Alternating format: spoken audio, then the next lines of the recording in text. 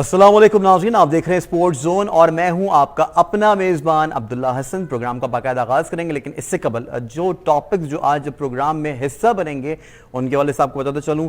हर तरफ नाज़रीन ओलंपिक्स का बोलबाला है, हर कोई यही सोच रहा है कि हमारी टीम जीत जाए, हमारी कंट्री जो हमारी फेवरेट कंट्री की टीमें जो हैं, जो एथलीट्स हैं वो जीतते नजर आएँ। लेकिन जो पाकिस्तानी हैं वो दुआगो हैं कि अरशद नदीम जो है गोल्ड मेडल लेके पाकिस्तान ज़रूर लौटें। आखिरी किरण, आखिरी उम्मीद अब भी पाकिस्तान के लिए बाकी है। इंशाअल्लाह ताला अजीज अरशद नदीम जरूर पहुंचेंगे। साथ ही साथ डिस्कस जरूर किया जाएगा कि भारत जो है आखिरी नंबर पर आ चुका है, तीसरे नंबर पर आया है हॉकी का तमगा लेने में, लेकिन 41 साल के बाद देर आए दुरुस्त है। उनका तो कहना यही है, वहाँ के जो टीवी मुबस्सरीन है, इस तक हिंदुस्तान का जो मीडिया है निहायत खुश है कि भारत जो है हॉकी में एक बार फिर से कदम आगे बढ़ा रहा है। लेकिन पाकिस्तान कहाँ रह गया है? वजीर खेल को यकीनी तौर पे देखना चाहिए और सोचना चाहिए। और उसके बाद जब नहीं खेल रहे होते हैं तो कोई नहीं देख रहा होता, जब टैलेंट उभर के सामने आ जाता है तो फिर ये कहा जाता है कि नहीं, हम इनके लिए ज़रूर सोचेंगे, कुछ ना कुछ करेंगे।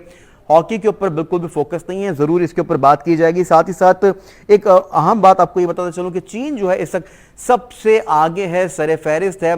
जो कंट्री मेज़बानी अपने हाथ में लेती है यही मानना होता है दीगर कंट्रीज़ का कि सबसे सख्त और बेहतरीन तैयारी उसी की होगी। लेकिन जापान जो है इस वक्त पीछे है, चीन सबसे आगे है। साथ ही साथ टफ टाइम दे रहा है अमेरिका भी ओलंपिक्स के अंदर।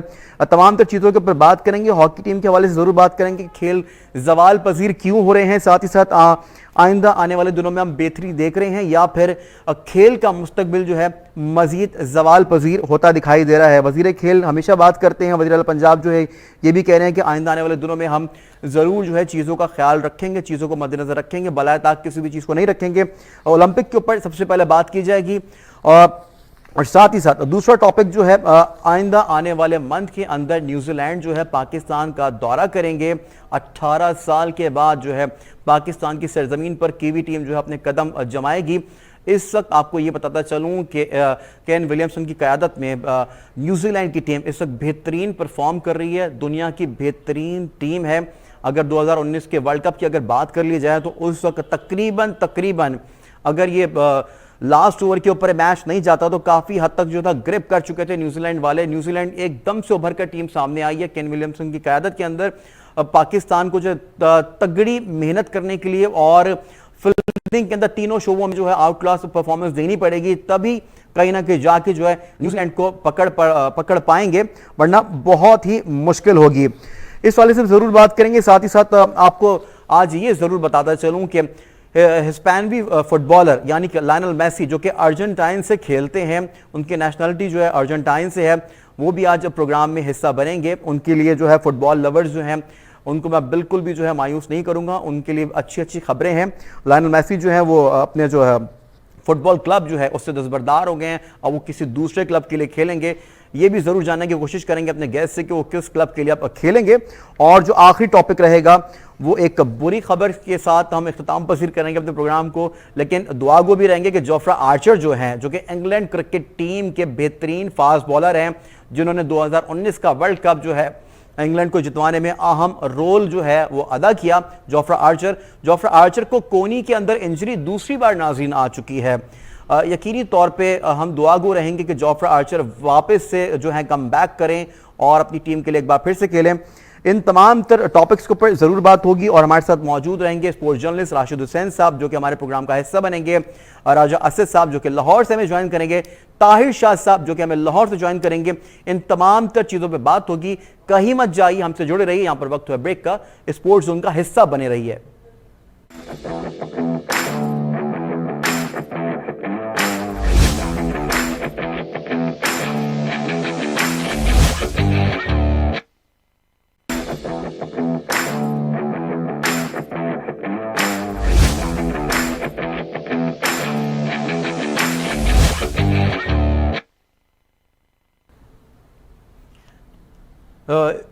वेलकम बैक नाज़रीन। स्पोर्ट्स जोन में एक बार फिर से आपको खुशामदीद कहेंगे। जैसे कि मैंने आपको पहले बताया था कि सबसे पहले बात करेंगे आज ओलंपिक के हवाले से। ओलंपिक में हिंदुस्तान जो है सबकत हासिल कर चुका है, जबकि बेल्जियम ने जो है टाइटल अपने नाम करके गोल्ड मेडल हासिल कर लिया है।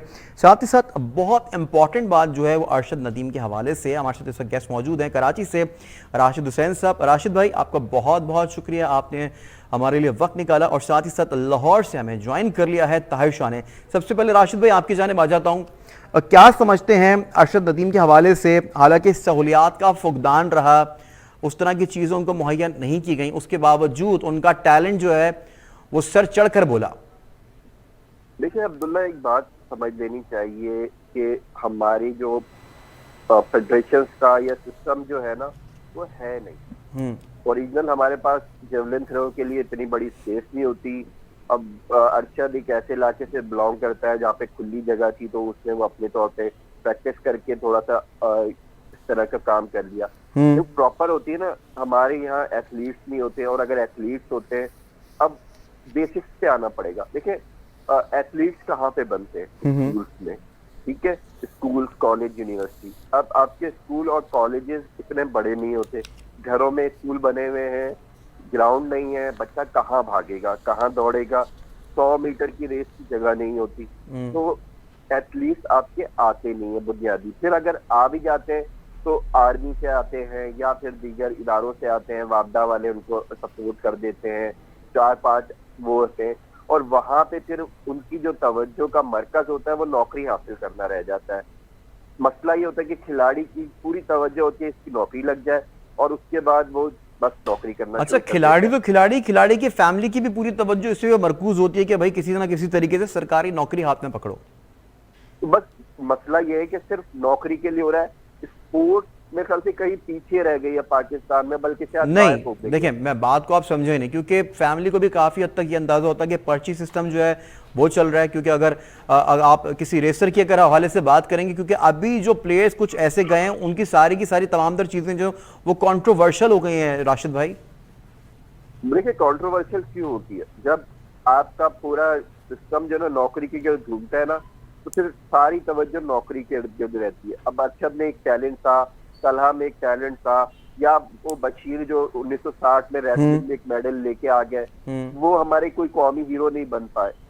शाह हुसैन है, उनको पाकिस्तान में कोई इतनी जगह नहीं मिली, वो जापान चले गए और वहां पे वो अपने बेटे को उन्होंने ट्रेन किया, कराटे में आया, उनका बेटा भी कोई मेडल नहीं हासिल कर पाया। पाकिस्तान ने जो बाकी 8 मेडल हासिल किए वो हॉकी में हासिल किए। तो ओवरऑल देखें तो हमारे यहाँ एथलीट है नहीं, या एथलेटिक्स पे लोग तवज्जो नहीं देते। ओलंपिक्स में पाकिस्तान और मेरे ख्याल से इंडिया में भी आप देखें कि इतना बड़ा मुल्क है, 1 अरब 30 करोड़ की आबादी है, और सिर्फ अब तक 5 मेडल जीते उन्होंने, और उसमें से भी एक गोल्ड मेडल नहीं है अभी तक। तो देखा जाए तो पाकिस्तान, इंडिया, हॉकी की टीम तो आपसे बेहतर हो गई है उनकी, या नहीं हुई? उसकी वजह उड़ीसा के जो है वजीर आला की जाती दिलचस्पी है। एक स्टेट है उड़ीसा, उसके वजीर आला ने दिलचस्पी ली, उसने खिलाड़ियों पे इन्वेस्ट किया, और निहायत मादरत के साथ क्रिकेट भी उनकी बेहतर हुई आपसे या नहीं हुई?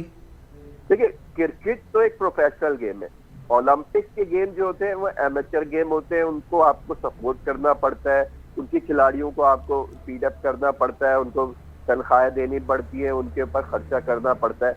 क्रिकेट समथिंग एल्स है, वो एक प्रोफेशनल गेम है, वहाँ पे आपको पैसे बहुत अच्छे मिलते हैं, वहाँ पे तमाम सहूलतें होती हैं, आईसीसी वेल पे करता है। तो क्रिकेट एक डिफरेंट गेम है, ओलंपिक्स के हिसाब के डिफरेंट गेम। चलिए, हाँ, मुझे लगता है कि मैं काफ़ी आगे चला गया, क्रिकेट के ऊपर ज़रूर बात करेंगे। शामिल गुफ्तगू कर लेते हैं ताहिर साहब को। ताहिर साहब, आप लाहौर से इस वक्त मौजूद हैं, बहुत गहरी नज़र रखते हैं खेलों के ऊपर। आप क्या समझते हैं कि एथलीट जो हैं सिर्फ और सिर्फ नौकरी हासिल करने के लिए खेलों की जानिब आते हैं, और फिर यकीनी तौर पे ज़रिया माश कमाना हर किसी का हक है, क्योंकि अब हालात उस तरह के नहीं रहे, महंगाई आसमान से बातें कर रही है, तो हर खिलाड़ी, हर इंसान, हर शहरी यही सोचता है कि पहले अपने पेट को देख लिया जाए, फिर आगे देखा जाए, क्योंकि स्कोप अब चीज़ों में नज़र नहीं आता है। फिर फैमिली वाले पीछे से ये भी बोलते रहते हैं कि हर जगह पर्ची सिस्टम है। देखिए, आप बड़ी सी बात कर रहे हैं, मैं आपको एक बात बताता हूँ, पाकिस्तान के अंदर स्पोर्ट्स जो है इस वक्त बिल्कुल खत्म हो गई है। मैं अरशद नदीम की बात करता हूँ या तला तालिब की करता हूँ, ये खुदरा बूटे हैं। अपने आप पढ़े, अपने आप पैदा हुए, अपने आप ही ये जा गए हैं ओलंपिक में और इन्होंने अपने एक नाम पैदा किया। मैं तला तालिब को भी बहुत क्रेडिट देता हूँ, 5वें नंबर पर गुजरावाले से बिलोंग करते हैं और उनके फादर ने उन्हें सारी मतलब अप्रोच किया, सारा उन्होंने खिलाया पिलाया, सारा उन्होंने किया, जबकि पाकिस्तान के वेट लिफ्टर्स एसोसिएशन ने उनके साथ कुछ नहीं किया। हमारे यहाँ ये होता है कि प्लेयर्स कम होते हैं, ऑफिसर ज्यादा जाते हैं सैर तफरी करने के लिए, और कहते हैं हम जाएं वहाँ पे सैर तफरी करें और हम मतलब अपने अपने वहाँ से चीजें खरीदे और अपने पास आ जाए, वापस आ जाए, और इनको कोई और मतलब नहीं होता। इसलिए सबसे बड़ी बात आपसे करने लगा हूँ कि पाकिस्तान के अंदर तमाम स्पोर्ट्स पोलिटिसाइज हो गई हैं, सबके पीछे सियासत है और सियासी लोग जो है इसको सारा रन कर रहे हैं। हमारे यहाँ मुश्किल ये है कि देखिए कबड्डी इतना बड़ा खेल है, कबड्डी जो है वो चौधरी शुजात को क्रेडिट जाता है जिन्होंने कबड्डी को बहुत बड़ा बनाया, चौधरी शुजात स्टेडियम बनाया गया गुजरात में, वहाँ कबड्डी हमारा ऐसा गेम है कि गांव-गांव में खेला जाता है, और वो कोई ऐसा वो लोग नहीं होते कि जिन्हें कोई मतलब आपको पैट्रनाइज कर रहे होते, वो खुद दो बूटे होते हैं, खुद ही अपना खाना मतलब अपनी खुराक को देखते हैं, लस्सी पीते हैं और तमाम चीजें करते हैं, फिर कुश्ती है वो जाते हैं खाड़े में अपनी मतलब कुश्तियाँ लड़ते हैं, अपना खुराक को देखते हैं, अपने उस्ताद से सीखते हैं, गुर सीखते हैं, उसके बाद वो जो है ना वो प्लेयर्स बनते हैं। हम कहाँ चले गए हैं इस वक्त, हमारा स्पोर्ट्स किस जगह स्टैंड नहीं करते। अरशद नदीम को आप क्रेडिट देते हैं, मैं कहता हूँ बहुत क्रेडिट देते हैं। एक मियाँ चुनूस आया, उसका बाप रो रहा था कि मेरा बच्चा वो इस जगह पे पहुंचा, मैं एक गरीब आदमी हूँ, मेरे बच्चा जो मियाँ चुनूस आया, मेरा बहुत ही ओबीडियंट और बड़ा सिंसियर बच्चा, मेरा बहुत ही खुश अखलाक और बड़ा तमीजदार बच्चा वो यहाँ पहुंचा। तो आप ये देखिए माँ बाप की कितनी बड़ी तमन्ना है कि वो ओलंपिक्स के अंदर अपने बच्चे को फाइनल उसमें देख रहा है जेवलिन में।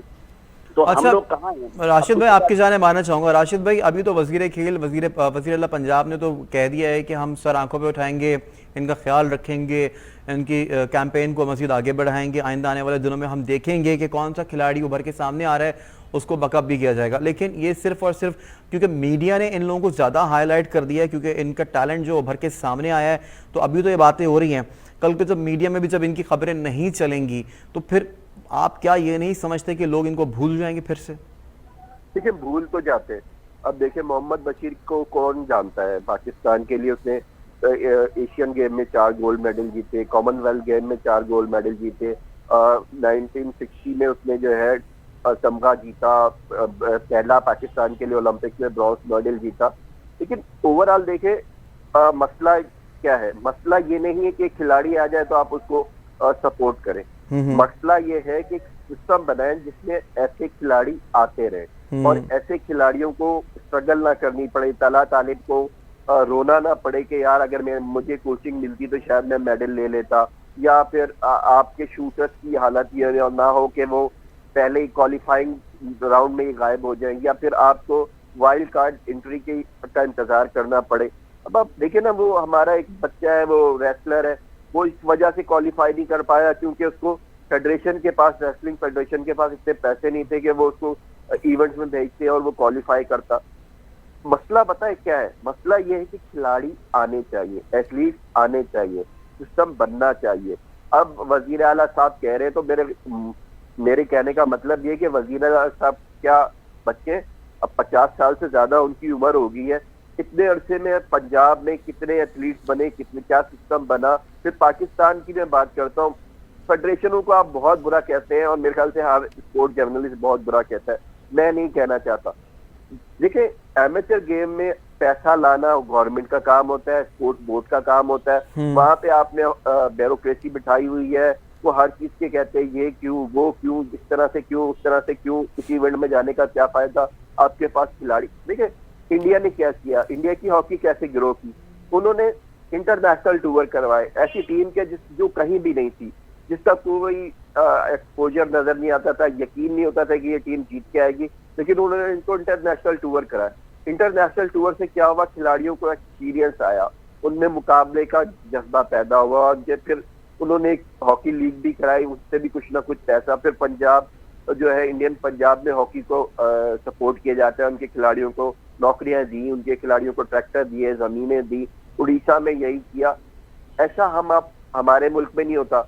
अब आपने देख लें, आपका कप्तान जो है, हॉकी टीम का कप्तान रिजवान सीनियर क्वालिफाई नहीं कर पाता, और फिर आप देखें कि उनको सेंट्रल कॉन्ट्रैक्ट कितने शर्मनाक मिल रहे हैं, 50,000, 20,000, 18,000, ये खिलाड़ी का सेंट्रल कॉन्ट्रैक्ट होता है। 50,000 रुपए आप उसको दे रहे हैं, 50,000 रुपए से तो ज्यादा एक बाइकिया वाला कमा लेता है महीने के, आप उसको 50,000 दे रहे हैं। आप अपने कौमी कप्तान को, हॉकी टीम के कप्तान को सेंट्रल कॉन्ट्रैक्ट में 50,000 का सेंट्रल कॉन्ट्रैक्ट ऑफर करें, और वो भी उसको नहीं देते कि जनाब ये फिटनेस के म्यार पे पूरा नहीं उतर रहा। इस तरह से स्पोर्ट्स चलती नहीं है। आई एम सॉरी टू से। हाँ, अरशद नदीम जैसा कोई आ जाएगा, तला तालिब जैसा कोई आ जाएगा, बट जैसा कोई रेसलर आ जाएगा, ये वो कहते हैं ना जो राशिद भाई, मैं रोजाना के बुनियाद पर एक ही बात कर रहा हूं, मैं आपसे भी यही सवाल कर लेता हूं, अपने तमाम तर गेस्ट से मैं एक ही बात कर रहा हूं। वजीर आजम पाकिस्तान इमरान खान प्राइम मिनिस्टर जो हैं इस वक्त राइट नाउ, वो खुद एक एथलीट थे, खुद एक स्पोर्ट्समैन थे। उनमें फिर वही सवाल मैं दोहरा देता हूँ, रोजाना एक ही सवाल होता है मेरे पास। उनका यही कहना था कि 3 बार समझ लें कि मैंने PhD किया हुआ है स्पोर्ट्स के अंदर और मुझे तो कोई स्पोर्ट्स में हरा ही नहीं सकता। सबसे पहले फर्स्ट प्रायोरिटी उनकी जानिब से क्या खेलों की जानिब नहीं होनी चाहिए थी? देखिए, मसला पता है क्या है? मसला है स्कूल का, मसला है ग्रास रूट का। PhD वाला बंदा काम नहीं कर सकता, ठीक है ना। KG को पढ़ाने के लिए मॉन्टेसरी का टीचर, ट्रेन टीचर चाहिए, जो पाकिस्तान में मॉन्टेसरी का सिस्टम बना है। PhD वाला क्या कर लेगा मुझे आप बताएं ना। तो वो यूनिवर्सिटी को जाके संभाल सकता है, लेकिन अब बस सिस्टम ही नहीं है। नर्सरी नहीं है, KG नहीं है, क्लास प्राइमरी नहीं है, सेकेंडरी नहीं है, मिडिल नहीं है। PhD वाला तो जाके जनाब यूनिवर्सिटी में किसी डीन में जाके किसी उसका सिस्टम ही संभालेगा ना। तो पाकिस्तान में पहले तो आप नर्सरी बनाए जहाँ पे खिलाड़ी हो। स्कूल को कम से कम पाबंद करें कि भाई चले, हर स्कूल अपना एक ग्राउंड नहीं बना सकता, कम से कम 10 स्कूल।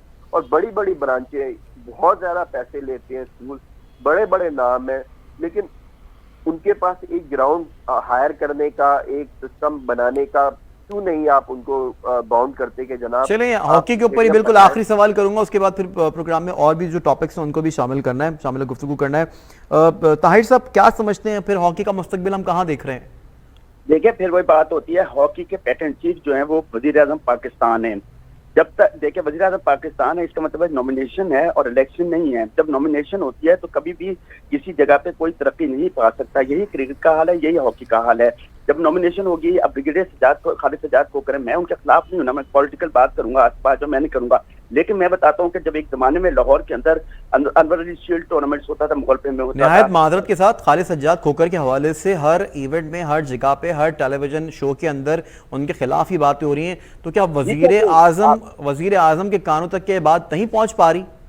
बिल्कुल हो रही है। देखिए, मैं आपको इसी तरफ ला रहा हूँ कि अनवर शील्ड टूर्नामेंट्स होता था मुगलपा इंस्टीट्यूट में, जाफर मेमोरियल होता था SN कॉलेज में, हॉर्स फेदर लीग होती थी यूनिवर्सिटी ग्राउंड में, उसके बाद जो है जिमखाना लीग होती थी। बड़े टूर्नामेंट्स होते थे, इतने प्लेयर्स थे, रेलवे के, बापटा के, PIA के, कस्टम्स के, और तमाम प्लेयर्स खेलते थे। फिर वो जो होता था नेशनल चैंपियनशिप देखने वाली होती थी। अब क्या बात है कि कोई इंटरेस्ट नहीं है। जब आप सरपरस्त से आला की नजर नहीं होगी, यानी बाप की अपने बच्चों पर नजर नहीं होगी, तो इसी तरह बच्चे बिगड़ते हैं। तो जब क्या जरूरत है कि आप मतलब दो क्रिकेट के भी पैटर्न चीफ हैं, हॉकी के भी पैटर्न चीफ है सदर वजीर आजम पाकिस्तान, तो इस तरह क्रिकेट नहीं चलती। पहले वजीर आजम साहब ये तकरीरें क्या करते थे कि मैं सबसे पहले स्पोर्ट्स को जो है ना पॉलिटिक्स से मतलब आजाद करूंगा, और मतलब इलेक्टेड बॉडी आएगी और नॉमिनेटेड बॉडी नहीं आएगी, और इलेक्टेड सारा मतलब इसमें इलेक्टेड सारा चलेगा। आप देखिए कि क्रिकेट में भी आप ये देखिए कि सारा गवर्निंग बोर्ड है वो सारा का सारा रबर स्टाम्प है। उसके बाद जो आपके एहसान मानी है वो भी मतलब जो इस्लामाबाद से अहकामात देते हैं। आपके जो वसीम खान ये इम्पोर्टेड पर्सन है, सारा बोर्ड में इम्पोर्टेड आदमी आ गए हैं। पता नहीं कितने आदमी हैं, 1600-1700 आदमी हैं जो तनख्वाहें ले रहे हैं। मैं पहले ये किधर से आते हैं, कौन करता है, क्या करता है, या आपका क्रिकेट का बड़ा गर्क कर दिया। इसी तरह ब्रिगेडियर खालिद सजाद खोकर साहब है, उन्होंने हॉकी का बड़ा गर्क कर दिया। इस लाहौर के अंदर वो लोग कहाँ गए जो बहुत किरमानी होते थे, उसके बाद शेख रमजान होते थे, उसके बाद प्रोफेसर सफदर होते थे, उसके बाद असलम रोडा होता था, इकबाल बाली होता था, उसके बाद ये बहुत उमर खान बरकी होते थे, बाजिद खान बरकी होते थे। ये खिलाड़ियों को चूमते थे, ये अपने हाथों में लेकर चलते थे। ये लोग प्लेयरों को पालते थे, अपने पास से पैसे देते थे। अब वो लोग कहाँ चले गए? क्लब लाहौर में कोई बंदा हॉकी लेके नहीं फिरता, सारे लोग जो बल्ला लेके सीमेंट की पिच पे खेल रहे हैं। लेकिन आज के लोग तो ये कह रहे हैं जो हमारी धूल चाटेगा फिर हम उन्हीं को आगे लेकर आएंगे। बिल्कुल ये बात, ये 100%। देखिए, यही बात मैं अपने लिखता हूँ, यही मैं बोलता हूँ कि यहाँ यही है, yes sir yes boss, yes sir yes boss. जब अगर आपको आप सलाम नहीं करता खिलाड़ी तो आप उसको नहीं पसंद करते। अगर खिलाड़ी आपके पास नहीं आता, आप भले वो वर्ल्ड क्लास प्लेयर हो, आप उसको काटने की कोशिश करते हैं। तो ये बातें आपकी सही हैं। मैं आपको ये बात बताता हूँ, मैं यहाँ ये होता है, जो कोचेज होते हैं, जो क्रिकेट के अंदर जो कोचेज है, इनके घरों में तोहफे जाते हैं, इनके घरों में चीजें जाती है, प्लेयर्स को इससे सिलेक्ट करते हैं, पैसे लेके सिलेक्ट किया जाता है। मुझे बताइए, क्या पाकिस्तान क्रिकेट बोर्ड के जो कोचेज हैं वो दूध में नहाए हुए हैं, या वो मतलब वो कहीं मतलब वो कोई हमारे में से आए हैं ना, हम लोगों की एक वो है। और ये क्रिकेट को, हॉकी को क्यों बरकरार किया गया? इसकी वजह यही है कि सरपरस्त आला इसका क्रिकेट का पीछा छोड़े, हॉकी का पीछा छोड़े, इसमें इलेक्शन कराएं। इलेक्शन करा के ये लोग जो जोकों की तरह चिमटे में हैं और खेलों को तबाह कर रहे हैं, उनका खून पी रहे हैं, इनको अलहदा किया जाए। मुझे बताइए, जो आपकी जो मैं थोड़ा क्रिकेट का बताने लगूं कि जो आपका क्रिकेट के वाले से बात करते हैं, बिल्कुल वाइंड अप करते हुए चलेंगे। राशिद में आपकी जाने आ जाता हूं। राशिद भाई देखिए, जब भी कोई भी कंट्री जब भी ओलंपिक की मेज़बानी अपने हाथ में लेती है तो यकीनी तौर पे वो बहुत ज़्यादा मेहनत भी करते हैं, तैयारियों के हवाले से भी, और अपनी जो उनकी जो एथलीट्स होते हैं वो बहुत ज़्यादा मेहनत करते हैं। लेकिन जापान कहीं ना कहीं पीछे रह गया है, चीन सबसे आगे। तो आपको क्या लगता है इस बार ओलंपिक का जो ताज है किसके सर पे सजने वाला है, राशिद भाई? देखिए, मेरे ख्याल से चीन जो है ना, उनका हर जगह एक सिस्टम है। चीन एक सिस्टमेटिक कंट्री है, वो हर चीज में सिस्टम है। उस सिस्टम की वजह से उनके हर स्कूल हैं, वहाँ पे एथलेटिक्स पे बहुत तवज्जो दी जाती है, गेम्स पे। अब उन्होंने एक स्लोगन भी किया है कि 2050 का वर्ल्ड कप जीतेंगे वो, और उसके लिए फुटबॉल के लिए वो उन्होंने बहुत मेहनत कर रहे हैं, और उनके यहाँ पूरी दुनिया से फुटबॉलर आ रहे हैं और वो उनके ठीक है, चीन में फुटबॉलर्स भी आ रहे हैं, चीन जो है बहुत ज़्यादा मेहनत भी कर रहा है। पॉसिबिलिटी भी यही है कि चीन जो है आइंदा आने वाले दिनों के अंदर जो है चीन अपना नाम एक बार फिर से रोशन करेगा। चीन ये ओलंपिक फिर से जीत सकेगा या नहीं जीत सकेगा, अभी काफ़ी खेल जो है वो बाकी। हमारे साथ मौजूद है राशिद हुसैन साहब टेलीफोन लाइन के ऊपर, और उन्हीं के हमरा मौजूद है लाहौर से ताहिर शाह साहब। आप दोनों प्रोग्राम का हिस्सा बने रहिए। नाज़रीन, यहाँ पर वक्त हुआ ब्रेक का, हमारे साथ रहिए।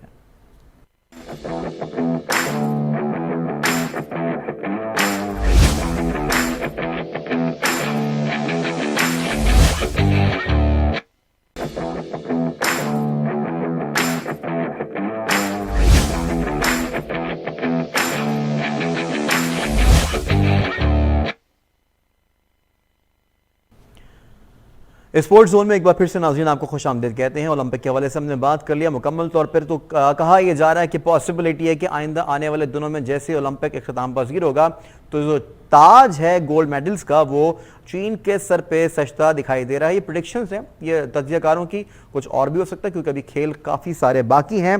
लेकिन अब बात कर लेते हैं कुछ क्रिकेट के हवाले से। आइंदा आने वाले माह में न्यूजीलैंड जो है 18 साल के बाद पाकिस्तान का दौरा करने जा रही है। लेकिन जैसे मैंने अपने इंट्रोडक्शन के अंदर मैंने आपको नाज़रीन बताया था कि केन विलियमसन की क़यादत में न्यूजीलैंड की टीम इस वक्त बहुत उठी है। समझ लें कि नंबर 1 टीम जो है वो पाकिस्तान की सरजमीन पर आने वाली है। पाकिस्तान की क्रिकेट टीम को बहुत ज़बरदस्त तगड़ी तैयारी करने की ज़रूरत है। राशिद भाई, क्या समझते हैं, क्या आसानी से हरा पाएंगे? क्योंकि अभी तक तो हम ही लोग आसानी से हारते आ रहे हैं। अच्छी बात आपको बता दूं कि नंबर 1 टीम के तकरीबन 9 खिलाड़ी जो नंबर 1 जिसकी वजह से बनते हैं वो शायद आईपीएल खेलने चले जाएंगे, और उसकी वजह से उनकी एक बी या सी टाइप की टीम आएगी। मैं ना अब यहाँ पे ना आपसे ना मैं नाराज हो जाऊंगा, क्योंकि नंबर 1 टीम जो थी ना इंग्लैंड, उसके भी काफी खिलाड़ी जो थे ना वो खेल नहीं रहे थे।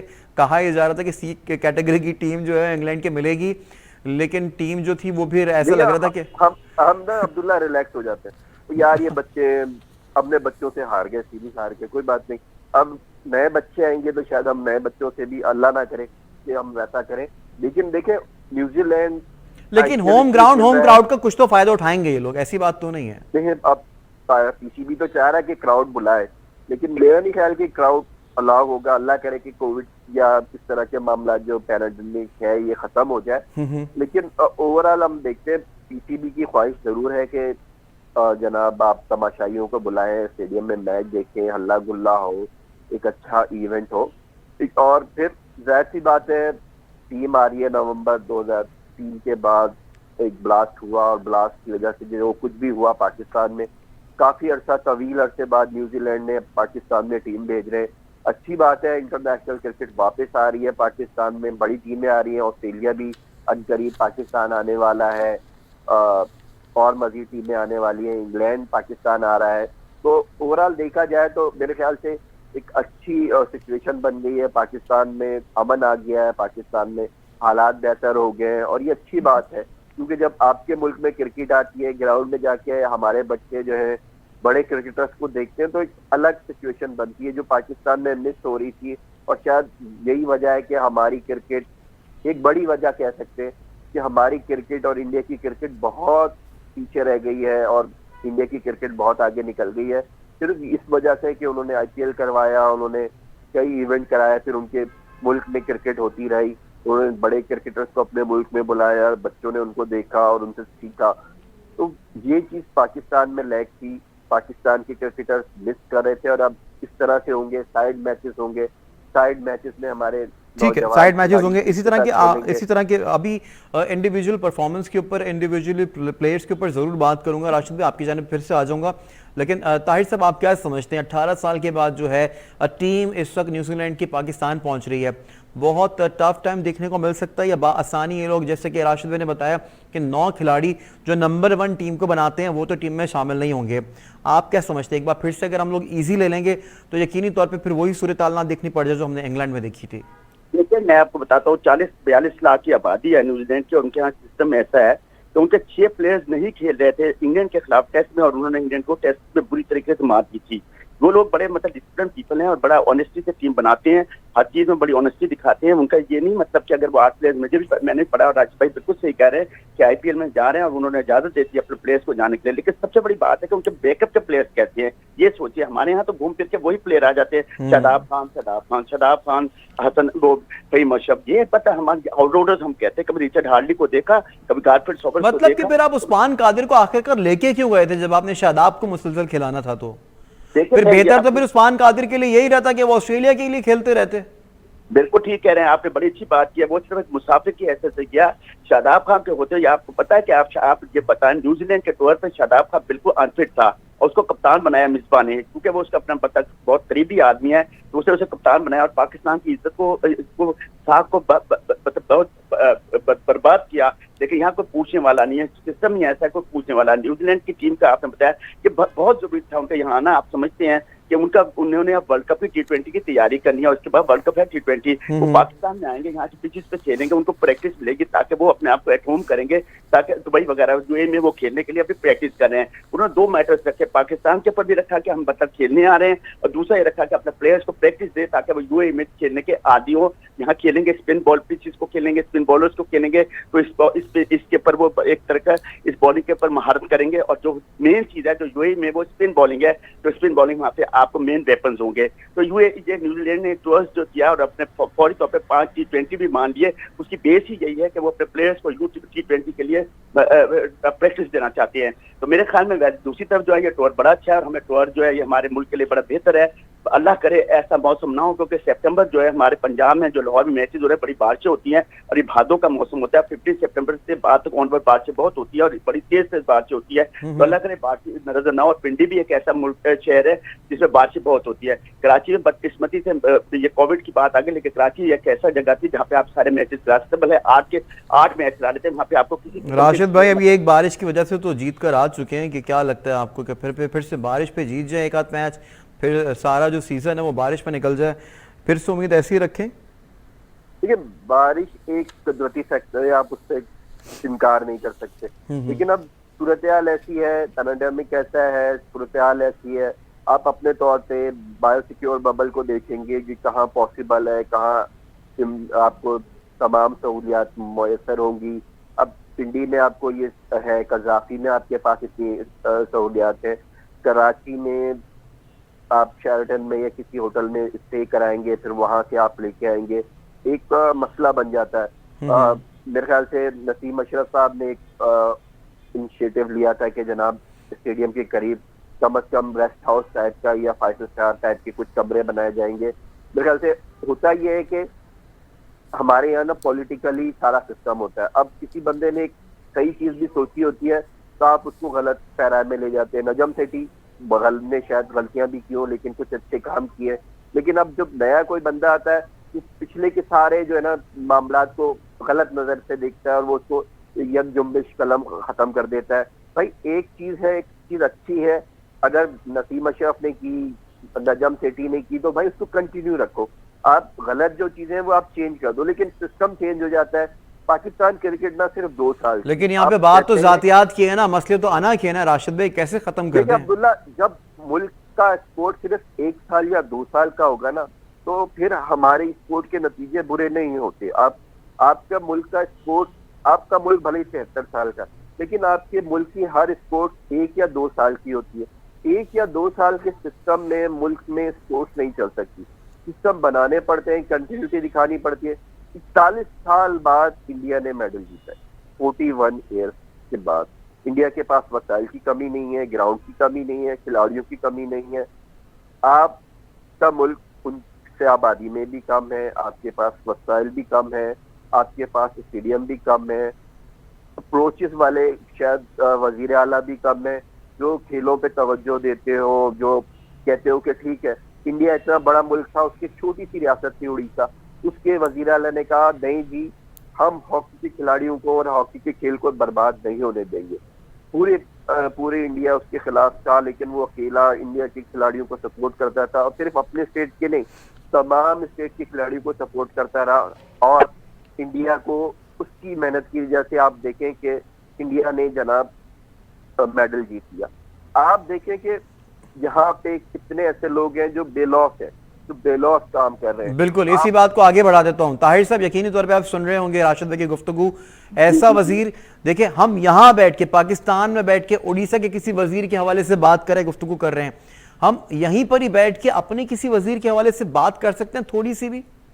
बिल्कुल नहीं कर सकते। देखिए मैं आपको बताता हूँ, यहाँ ये होता है कि अपना खिलाओ, आप खाओ और चले जाओ। इसकी वजह बेस यही है, देखिए जब आपके अंदर मतलब जब आपका इस्लामाबाद में क्रिकेट कंट्रोल बोर्ड पॉलिटिकल होगा, तो डेफिनेटली जो भी आदमी होगा, मतलब फर्स्ट अगर एक फैसलाबाद का लड़का हो, वहाँ का जो है वो वहाँ का जो MNA MP प्रेशर डालेगा तो मेरा लड़का खिलाओ, हैदराबाद का कहेगा मेरा खिलाओ, लाहौर का होगा वो मेरा खिलाओ। इसीलिए देखिए इंडिया में क्रिकेट क्यों मजबूत है, सौरव गांगुली इलेक्टेड प्रेसिडेंट है, ऑस्ट्रेलिया में जो वहाँ इलेक्टेड बॉडीज हैं, न्यूजीलैंड वगैरह में सारे इलेक्टेड बॉडी है, उनको कोई कंसर्न नहीं है कि खेल के अंदर जो आपका सियासी आदमी जो है उसमें बिल्कुल मुदाखलत नहीं करता। प्योर सिलेक्शन होती है, प्योर हर चीज होती है। तो यहाँ ये होता है कि सियासी मुदाखलत बहुत ज्यादा है, हर चीज में सियासी मुदाखलत है। आपके जो अब देखें ना, आपकी जो अब ये कमेटीज बनाई गई है, सेंट्रल पंजाब, सिंध और ये जनूबी पंजाब वगैरह की, ये सब पोलिटिसाइज है। मुझे बताइए इलेक्टेड बॉडीज हैं, ये इनसे जो मर्जी फैसले कराते हैं। मैं हैरान हूँ, आपको एक बात बताऊँ और ये सुनने वाली बात है कि अभी वो जनूबी पंजाब के एक बहुत बड़े ओहदेदार ने प्लेयरों को ऐसी नंगी गालियां दी है। मैं 1969 से क्रिकेट पे हूँ, मैनेजर रहा, कोच रहा, सिलेक्टर रहा, खुदा की कसम मैंने ऐसी गंदी गालियां कभी नहीं सुनी थी जैसी गाली गंदी वहां दी गई। क्या पाकिस्तान क्रिकेट कंट्रोल बोर्ड का यही वतीरा है कि अपने आदमी से लोगों को गालियां दिलाए या प्लेयरों को गालियां दिलाए? इसकी वजह यही है कि हर आदमी जो अकड़ से आता है तो उससे आता है, उसे पता पीछे मेरे सियासी कदम है, सियासी आदमी है, सियासी बैकग्राउंड है, इसलिए मुझे कोई आदमी हिला नहीं सकता। यही वजह है कि क्रिकेट तबाह हो गई। आज लाहौर के अंदर क्रिकेट बिल्कुल नजर नहीं आ रही। पंजाब कराची में कितनी बड़ी बड़ी क्लब थी, शादाब क्लब थी, इतनी बड़ी क्लबें थी, दाद बाबा जिमखाना थी, औरंगजेब जिमखाना थी, कितनी क्लबें थी लाहौर में, इतनी बड़ी क्लबें थी। आज क्लब क्रिकेट खत्म होकर रह गई। उसका बेस वजह यह कि 4-3.5 साल से पाकिस्तान क्रिकेट बोर्ड जो ऐसी जगह पे क्रिकेट को छोड़ के चला गया। मैं कहता था अपने टीम चलें फिर हमें तीनों शोबों के ऊपर जो है वो बहुत ज़्यादा फोकस करना पड़ेगा, क्योंकि अगर न्यूजीलैंड से अगर मैच खेलना है तो यकीनी तौर पे जो है हमें फील्डिंग में भी बेहतरीन फील्डिंग करने की ज़रूरत है। हमें बैटिंग में मिडिल ऑर्डर जो हमेशा से फेल हो जाते हैं, मिडिल ऑर्डर को जो चाहिए कि वो थोड़ा सा रुकें क्रीज के ऊपर ताकि स्कोर कर सकें। और साथ ही साथ जो बॉलर्स जो हैं, जिन बॉलर्स में फेलियर दिखाई दे रहा है, सिलेक्शन कमेटी को ये चाहिए कि वो अच्छे बॉलर्स को सामने लेकर आएँ ताकि वो बॉलिंग करें और विकेट हासिल कर सकें। जैसे कि एक दौर को हम याद करते हैं, वसीम, वकार, शुएब, इमरान खान। अब बात कर लेते हैं कुछ फुटबॉल के हवाले से। राशिद भाई आपकी जानिब आ जाता हूँ। लायनल मेसी जो है 21 साल के बाद जो है अपने क्लब बार्सिलोना को खैरबाद कह गए हैं। क्या समझते हैं, हमेशा से खबरों में रहते हैं ये रोनाल्डो, इन्होंने 21 साल के बाद, लग तो यही रहा था कि क्लब में ये रहेंगे मुसलसल, लेकिन एकदम से उन्होंने खैरबाद कह दिया। आपके पास कुछ खबरें हैं कि किस क्लब में जा रहे हैं अभी? देखिए खबरें तो आ रही हैं कि PSG में शायद जाएं फ्रांस के, क्योंकि मसला पैसों का है। स्पेनिश फुटबॉल प्रॉब्लम से गुजर रही है, पैंडेमिक है, तमाम मसाइल हैं, और फिर सैलरी स्लैब जो है उनके ऊपर रिस्ट्रिक्शन है। माजी में भी इनकम टैक्स की काफी रेट पड़े। रोनाल्डो भी इस वजह से रियल मैड्रिड छोड़ के गए, फिर मेसी से भी काफी हो रहा था, क्योंकि इल्जाम लग रहे थे कि बारसा जो है इनको स्लैब से हट के पैसे दे रहा है, और काफी जो है इल्जाम लगे। इससे पहले जो प्रेसिडेंट थे बारसा के, वो भी काफी जो है इल्जामात की जद में रहे। स्पेनिश लीग काफी इल्जाम लगाती थी कि फिर एक दफा जनाब नेमार की तरफ से भी हुआ कि अगर एक खिलाड़ी को ज्यादा पैसे दिए जा रहे हैं और मुझे क्यों नहीं दिए जा रहे। तो इस तरह की बातें काफी क्लब में भी उठ रही थी, काफी अर्से से ये चीजें चल रही थी, सिलसिला चल रहा था। लेकिन अब मेरे ख्याल से ज्यादा सख्ती हो गई है। इतना बड़ा क्लब है राशिद भाई, खुद ज्यादा पैसे बढ़ा के भी रोक सकते थे मेसी को, आप नहीं समझते? देखिए कानून एक होता है, एक कानून होता है कि आप एक कैटेगरी के खिलाड़ी को सपोज 8 करोड़ डॉलर से ज्यादा नहीं दे सकते। अब मसला यह है कि वो पहले ही उसको 8 करोड़ डॉलर से ज्यादा दे रहे हो और डिमांड, तो जाहिर सी बात है सैलरी इंक्रीज होती है, हर मुल्क में कानून होता है 10% 20%। अब अगर 10% और 20% आप मजीद बढ़ाते हैं, जो आपको बढ़ानी पड़ेगी, तो आपको बताना पड़ेगा इनकम टैक्स के तरीके से ही आपको तमाम मामला बताने पड़ेंगे।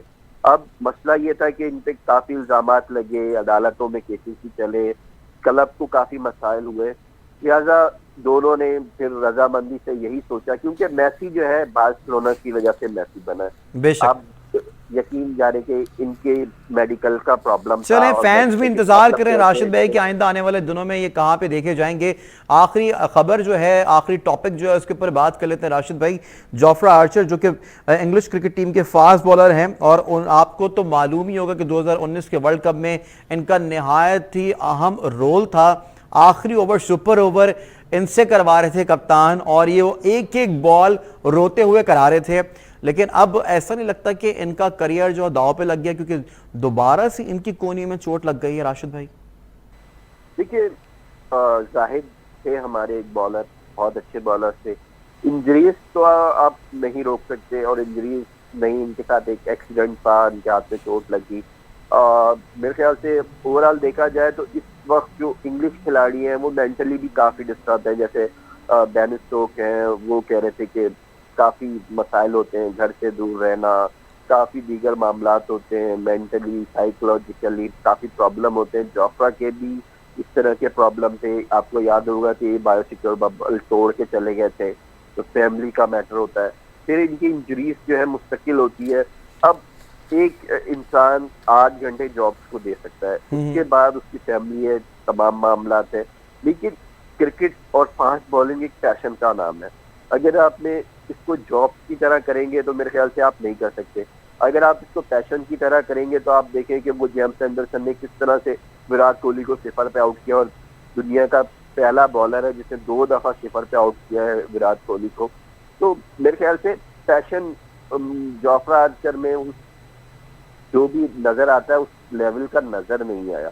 अच्छे बॉलर हैं, बहुत कंपोज बॉलर हैं, बहुत अच्छे बॉलर हैं, लेकिन जिस तरह से इंग्लैंड ने उनका हाइप दी है राशिद भाई, जिस तरह से इंग्लैंड ने जोफ्रा को हाइप दी स्टार्टिंग के अंदर, तो आपको ये नहीं लगता कि हम वो हाइप तो शोएब अख्तर को भी नहीं दे पाए थे?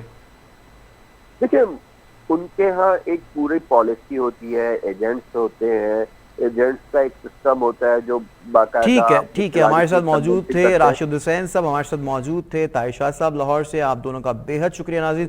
सबसे पहले हमने बात की ओलंपिक के हवाले से, उसके बाद बात की हमने क्रिकेट के हवाले से, मैसी और जोफ्रा आर्चर की खबरों के हवाले से भी आपको आगे किया।